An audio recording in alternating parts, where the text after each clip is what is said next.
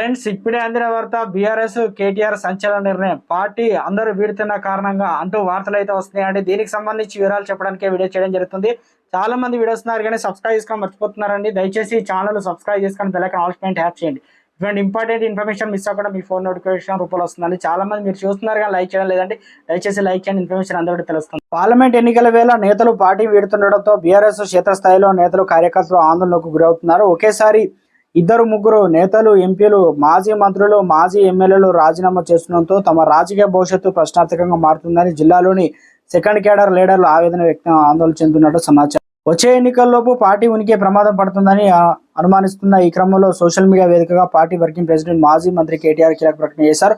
శుక్రవారం social media వేదికగా post పెట్టారు. శూన్యం నుండి సునామీ సృష్టిస్తుంది, అసాధ్యం అనుకున్న తెలంగాణ రాష్ట్రాన్ని సాధించిన దిశాలి మన కేసీఆర్ ఒక్కడే బయలుదేరి లక్షల మంది సైన్యాన్ని తయారు చేసి ఎన్నో అవమానాలు, ద్రోహాలు, కుట్రలు, కుతంత్రాలు అన్నింటినీ ఛేదించి ధీరత్వం కేసీఆర్. అలాంటి ధీరుని కొన్ని కప్పదాట్లు, ద్రోహపు ఎత్తుగడలతో దెబ్బతీయాలనే రాజకీయ బేహారాలకు తెలంగాణ ప్రజలే జవాబు చెప్తారు.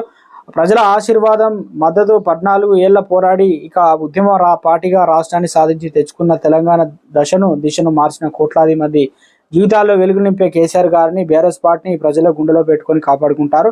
నిఖర్సైన కొత్త తరం నాయకత్వం తయారు చేస్తాం, పోరాటం పంతాలో కథం తొక్కుతాం, జై తెలంగాణ, జై కేసీఆర్ అని ట్వీట్ కేటీఆర్ అయితే పేర్కొన్నారు. శూన్యం నుండి సునామీ సృష్టిస్తుందని అనుకున్న తెలంగాణ రాష్ట్రాన్ని దిశాలి అని కేసీఆర్ అయితే ఒక్కడే బయలుదేరి లక్షల సైన్యాన్ని. మొత్తానికి ఈ రకంగా ఈ ట్వీట్ లో క్లియర్ గా చెప్తుంది. అంటే శూన్యం నుంచి గతంలో బీఆర్ఎస్ కు సంబంధించిన కీలక నేతలు ఇక అందులో కాంగ్రెస్ లో చేరుతారని, దాని తర్వాత బీఆర్ఎస్ మొత్తం ఖాళీ అవుతుంది. కొన్ని రోజుల తర్వాత 6 నెలల, 7 నెలల, సంవత్సరం ఎప్పుడు ఉంటుందో తెలియదు. దాని తర్వాత వచ్చేసి ఇక బీఆర్ఎస్ కాంగ్రెస్ నుంచి ఇటు బీజేపీ నుంచి నేతలను కలుపుకొని బీఆర్ఎస్ అధికారం చేపడుతుందనే విధంగా కూడా కొన్ని వార్తల కథనాలు గతంలో కీలక నేతలు మాట్లాడారు.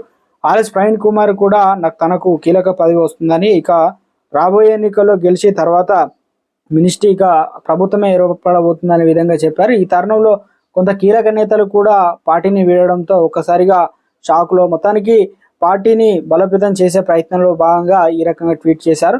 సో మొత్తానికి తెలంగాణలో ఏం జరుగుతుంది, ఎప్పుడు ఏం అవుతుంది అనేది తెలియని పరిస్థితి అయితే ఉందంటున్నారు రాజకీయ నిపుణులు కూడా.